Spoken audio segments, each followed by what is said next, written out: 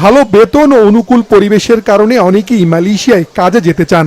এই সুযোগের অপব্যবহার করে বাজারটি খোলার আগেই কর্মীদের সঙ্গে প্রতারণা করছে একটি চক্র।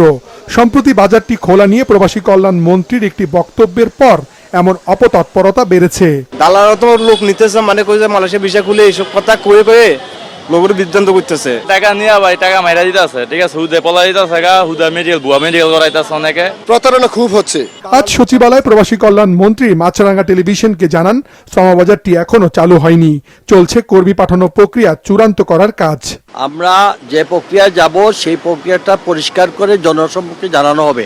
এর আগে কোনো ধরনের কোনো এজেন্সির সঙ্গে বা কোনো দালাল চক্রের সঙ্গে যেন কেউ লেনদেন না করে। প্রক্রিয়া কি চূড়ান্ত হয়েছে? হওয়ার পথে। মন্ত্রী আরও জানান, বাজারটি খোলার বিষয়ে আলোচনা করতে মালয়েশিয়ার একটি প্রতিনিধি দল ঢাকায় আসবে। থাকবে না আগের মতো সিন্ডিকেট। সিন্ডিকেট তো হচ্ছে না স্যার। আমরা তো বলছি কিসের সিন্ডিকেট, আমরা সিন্ডিকেটের বাইরে। অভিবাসনের সঙ্গে সংশ্লিষ্টরা বলছেন, বাজারটিতে যেতে কর্মীদের খরচ কমানোর পাশাপাশি কাজ পাওয়া নিশ্চিতে ভিসা বাণিজ্য বন্ধের উপর জোর দেয়া জরুরি। বাংলাদেশ হাই কমিশনের অ্যাটাস্টেশন ছাড়া কোনো ভিসা কিন্তু বাংলাদেশে আসতে পারবে না।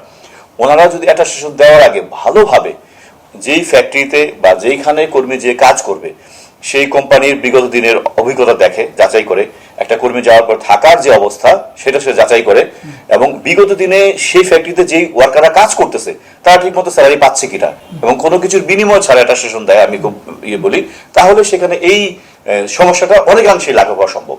গেল 2024 সাল থেকে মালয়েশিয়ায় কর্মী পাঠানো বন্ধ রয়েছে। এরপর থেকে বাজারটিতে আগের মতো সিন্ডিকেট, অনিয়ম নাকি স্বচ্ছ প্রক্রিয়ায় কর্মী যাবে, এ নিয়ে দফায় দফায় আলোচনা চলছে।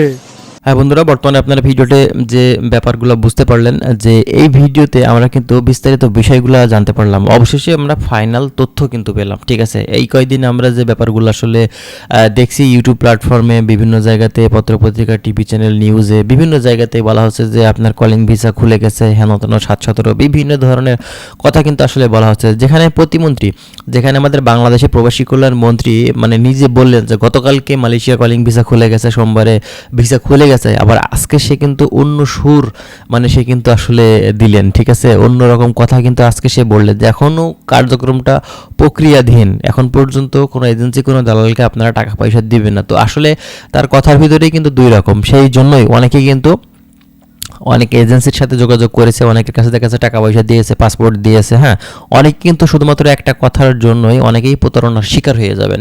তো এই যে ব্যাপারগুলো, এগুলো কিন্তু আসলে বাংলাদেশের যারা মন্ত্রী আছে তারা কিন্তু অবশ্যই যে কোনো একটা কথা বলতে গেলে বুঝে শুনে সার্বিক দিক বিবেচনা করে তারপরে কিন্তু বলাটা উচিত। কারণ তাদের একটা কথার উপরে কিন্তু অনেক কিছু নির্ভর করে থাকে, অনেক ফ্যামিলির কিন্তু বিষয়গুলো নির্ভর করে থাকে, ঠিক আছে। প্রতারণার শিকার হতে পারে অনেকেই, এই ব্যাপারগুলো অনেকেই আসলে বুঝে না, ঠিক আছে।